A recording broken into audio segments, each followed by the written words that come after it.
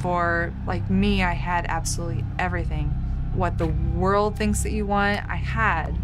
But really, I was just dying on the inside and crying out for help. And luckily, I found it.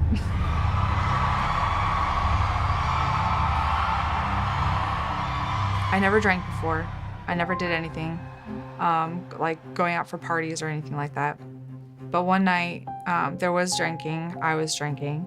I was raped by a male basketball player, and that forever changed everything.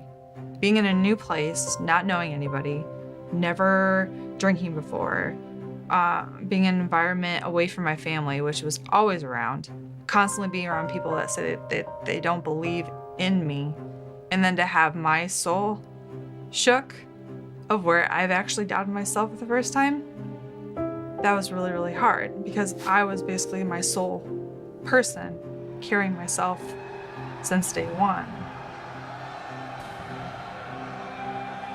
I became calloused and numb and dead. I mean, obviously I couldn't run to drugs or alcohol because you're drug tested. So it came out in anorexia and bulimia. It makes sense when you look at it in like a therapeutic way. It's like my whole world was spinning out of control, and what the only thing I could control was my appearance and the food intake, and I became addicted to that.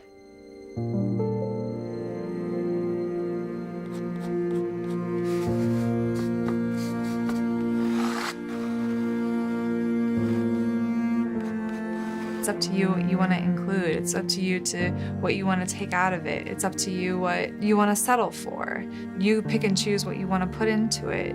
I don't know, like you can wipe out pain if you want. You can add pain if you want. You hold those keys. And I think a lot of people in addictions, they're like so put into this box of like, well, shoulda, woulda, coulda, or if I don't do this, then this isn't gonna happen, and this. It's like just like you overthink, and it's amazing how you step outside of your comfort zone and you realize the belief in yourself and the faith in yourself can really push and thrive you. And I think that's what has happened. A couple of the clients, it's like they realized, wow, I actually have a purpose. Wow, I really can enjoy something. And they're doing stuff they've never done before. I don't know, that ignites like a fire, and you can just see it when they walk past. My first and foremost addiction was alcoholism. And I started sipping about 6 years of age. I didn't really like it, but I liked the feeling. I'd be somewhere for a short time, and then I'd leave again. I'd say I'd be right back and be gone for 2 or 3 years. And then eventually it would turn into drugs. But it was basically alcohol, and it was killing me. It was killing me. I consumed, when they came in this last time, it was at least 2 fists and a 24 case, like a case of beer per day that I was consuming. And I kind of did want to die, you know. But at the same time, I wanted help.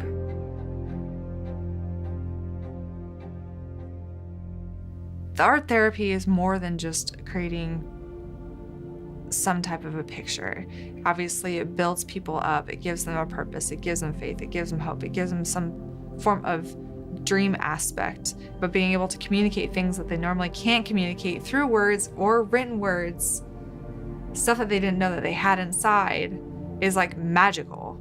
I feel like it can really ignite this fire of changing people and changing people's conceptions and healing people that need to be healed. Each class I start, I either ask a question, I say a word, sometimes I say free-for-all, and you should see people's faces and like panic stricken. They're like, what? I don't have guidance? What? I have to trust myself? This is a blank canvas. This is all white. I don't know what to do. I know there's one gentleman, he couldn't start, and I was like, do you want help? And he's like, yeah. So then I just smeared a bunch of paint over it. He's like, you ruined it. And I was like, well, then fix it. And he was like, okay. And so to watch what he created out of that, it was completely different, but it was ultimately what he needed to communicate through it. Time for the class would be at 7, and I'd be there a half hour early just waiting. just waiting. So I talk with Cassie and kind of hang out with her. But I was looking for something just really different, where I would have to stop and learn how to do different brush strokes and how to blend, and the most important thing of all is don't be so critical, because we could be very critical of ourselves, because beauty is in the eye of the beholder. So what you've just painted, and if you see a couple of mistakes, someone could come along and go, oh, it's so beautiful. And they'll say what they see, and this person will see something totally different, or you can spin it around and it just takes on a whole new idea. That's what I like about it. I will start people off with a canvas and they'll paint for like 5 or 10 minutes. Unknowingly, I'll tell them to stop and pass the canvas off to the person to their right.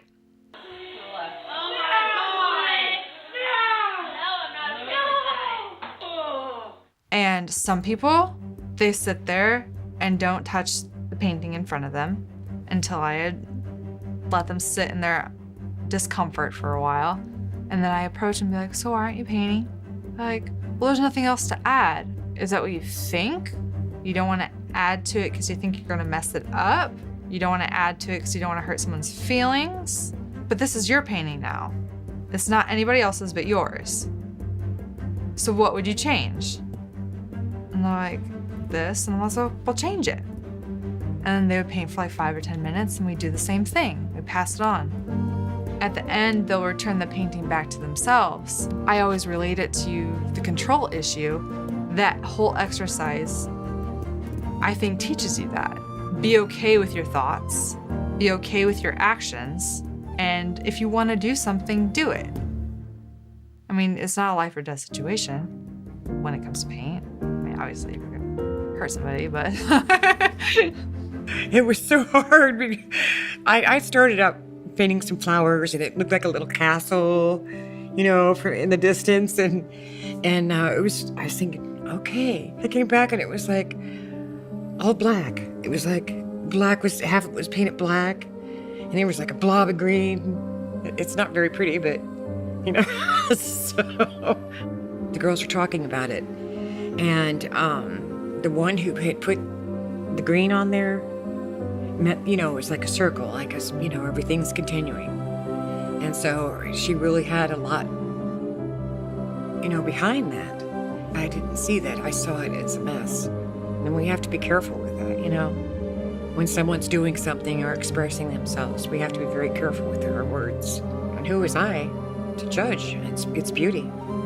But to feel people's walls come down and allow themselves to just be in that moment and not care what they're doing or not care what anyone else is thinking, but just them and themselves and the paint. And then hearing them discuss and talk about it, I'm so happy that I could provide a space and something for someone to feel that, because I know what it feels like not having those walls up at all times. I know immediately when walls do come down, that means they feel safe with me and they trust the process that I'm doing, which I've entrusted my life into. And so to see it trickle down, it's just, they have that little bit of freedom. That's why I do it.